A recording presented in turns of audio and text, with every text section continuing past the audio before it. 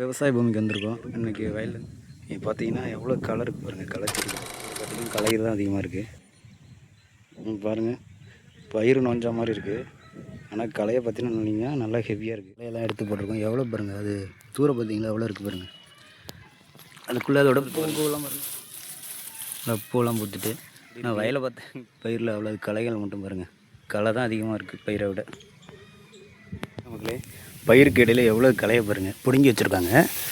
பாருங்கள் எவ்வளோ பெருசு இருக்குது பாருங்கள். கூட நல்லா செழிப்பாக வளர்ந்துருக்கு.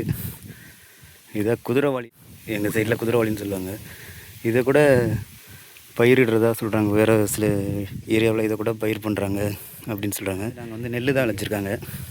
அதனால் நெல் பயிருக்கு இடையில் இது விளைஞ்சதுனால இதை களையாக சொல்லி பாருங்கள். பயிருக்கு இடையில் எவ்வளோ பெருசுக்கு அது மகசூலுக்கே ரெடியான மாதிரி இருக்குது பாருங்கள்.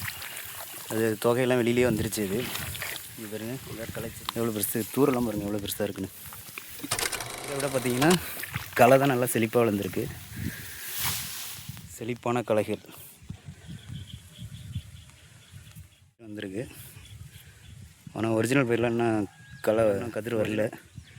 ஆனால் இந்த கலப்பு பயிரை பார்த்திங்கன்னா களை வந்திருக்கும். அப்புறம் இதை பார்த்திங்கன்னா இதுதான் குதிரைவாளின்னு சொல்லிக்கிட்டு இருக்காங்க. இது பார்த்திங்கன்னா அது மகசூலுக்கு ரெடி ஆகிடுச்சு பாருங்கள். அது பூவெல்லாம் பூத்து எவ்வளோ செழிப்பாக இருக்குன்னு பாருங்கள். ஆனால் அதுக்கு பக்கத்தில் உள்ள பயிரெலாம் பாருங்கள் நோஞ்சா மாதிரி இருக்குது.